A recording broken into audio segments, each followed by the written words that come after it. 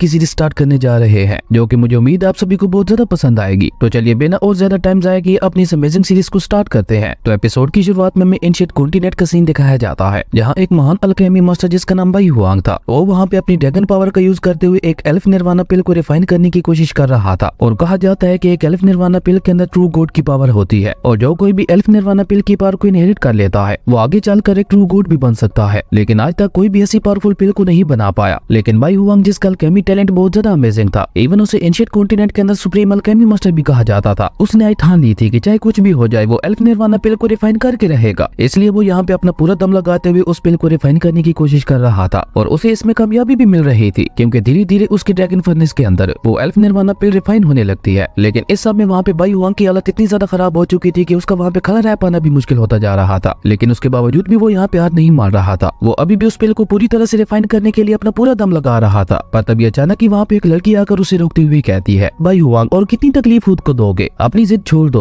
तुम कभी भी एल्फ निर्वाणा पिल को रिफाइन नहीं कर पाओगे। और ये कहकर वो लड़की जिसका नाम रू किंग था, वो वहाँ पे धीरे धीरे बाई हुआंग की तरफ बढ़ने लगती है, जो देखकर बाई हुआंग को भी एक झटका लगता है। इसलिए वो थोड़ा गुस्से से उससे कहता है, रू किंग तुम यहाँ क्या कर रही हो। जिसपे रू किंग एक डेविल स्माइल करते हुए उससे कहती है कि तुम इतनी ज्यादा भोले मत बनो, ऑफ कोर्स मैं तुम्हें यहाँ पे मारने के लिए आई हूँ। रू किंग की ये बात सुनकर बाई हुआंग हैरान होते हुए कहता है, रू किंग ये तुम क्या कह रही हो, क्या तुम पागल हो गई हो जो तुम ऐसी अजीब अजीब बातें कर रही हो। जिसपे रू किंग एक बार फिर से डेविल स्माइल करते हुए उससे कहती है कि इस वर्ल्ड के अंदर तुम्हारे बाद सिर्फ मैं ही एक ऐसी लोटी पर्सन हूँ जो कि ट्रू मैजिकल एक्सिस को रिफाइन कर सकती है, और तुम्हारे मरने के बाद मैं इस एंशिएंट कॉन्टिनेंट की नंबर 1 अल्केमिस्ट बन जाऊंगी। रू किंग की ये सारी बातें सुनकर तो बेचारा बाई हुआंग अंदर से पूरी तरह से टूट जाता है, और वो सैड होते हुए रू किंग से कहता है, रू किंग तुम जानती हो कि मैं ये निर्वाणा पिल किसके लिए रिफाइन कर रहा था, तुम्हारे लिए, क्योंकि मैं इसे बाद में तुम्हें देने वाला था, और मैं तुम्हें ये निर्वाणा पिल देकर तुम्हें प्रपोज करने वाला था, पर मुझे ये नहीं पता था कि तुम मेरे बारे में ऐसा सोचती होगी। बाई हुआंग की ये बात सुनकर रू किंग अपनी ब्लू फ्लेम को समन करते हुए उससे कहती है, अब अगर तुम्हारी बकवास बंद हो गई हो तो क्या मैं तुम्हें मार सकती हो। रू किंग के पास उस डिवाइन फ्लेम को देखकर बाई हुआंग को भी एक झटका लगता है, और वह हैरान होते हुए उससे पूछता है कि तुम्हारे पास ये डिवाइन फ्लेम कहाँ से आई। जिसपे रू किंग कोल्ड टोन में उससे कहती है कि तुम इतना सब कुछ जानकर क्या करोगे, क्योंकि तुम तो अब वैसे भी थोड़ी देर में मरने ही वाले हो। और ये कहकर वो अपनी डिवाइन फ्लेम को ऑरा रिलीज करते हुए बाई हुआंग के ऊपर एक बहुत ही ज्यादा पावरफुल अटैक कर देती है, और देखते ही देखते रू किंग के इस अटैक ने एक फायर फिनिक्स का रूप ले लिया था, जिससे बाई हुआंग बहुत ही मुश्किल से खुद को बचा रहा था। लेकिन वो फायर फिनिक्स एक के बाद एक लगातार पीछे से बाई हुआंग के ऊपर अटैक किए जा रहा था, जिससे बचना अब धीरे धीरे बाई हुआंग के लिए भी मुश्किल होता जा रहा था। और ये सब देखते हुए बाई हुआंग को यहाँ पे बहुत ज्यादा गुस्सा आता है, इसलिए वो गुस्से से कहता है कि इस वर्ल्ड के अंदर मेरे अलावा कोई दूसरा मुझे नहीं मार सकता, अगर मेरी किस्मत में मरना लिखा ही है तो मैं खुद अपने हाथों से खुद को खत्म करूंगा। और ये कहकर बाई हुआंग अपना ऑरा रिलीज करते हुए सीधा अपने ड्रैगन फर्नेस के अंदर चला गया था, और उस ड्रैगन फर्नेस के अंदर बाई हुआंग ने अपना सैक्रिफाइस करते हुए अपनी सारी पावर्स को उसी एल्फ निर्वाणा पिल के अंदर भेज दिया था। और बाई हुआंग की पावर्स की वजह से वो एल्फ निर्वाणा पिल भी वहाँ पे पूरी तरह से रिफाइन हो गई थी, और ऐसा होते ही वहाँ पे उस निर्वाणा पिल से बहुत ही ज्यादा पावरफुल ऑरा रिलीज होने लगता है, जिसकी वजह से वो पूरी एंशिएंट जगह ही धीरे धीरे डिस्ट्रॉय होने लगी थी। और इसी के साथ रू किंग का बाई हुआंग को अपने हाथों से मारने का सपना भी टूट गया था। उसके बाद हमें कई 100 सालों बाद एक एकेडमी का सीन दिखाया जाता है, जहाँ पे आज काफी सारे डिसेबल्स अपने मार्शल आर्ट्स की पावर को अवेकन करने के लिए आए हुए थे। और वहाँ पे खड़े एक एल्डर उनसे कह रहा था कि मार्शल आर्ट कल्टीवेटर बनने के लिए कोई भी शॉर्टकट नहीं होता, अगर तुम लोग एक पावरफुल वॉरियर बनना चाहते हो उसके लिए तुम सभी को बहुत ज्यादा हार्ड प्रैक्टिस करते हुए अपनी मार्शल आर्ट्स की पावर को अवेकन करना होगा। और सिर्फ इतना ही नहीं, मार्शल आर्ट्स की पावर को अवेकन करने के लिए तुम सभी को अपने माइंड, स्ट्रेंथ,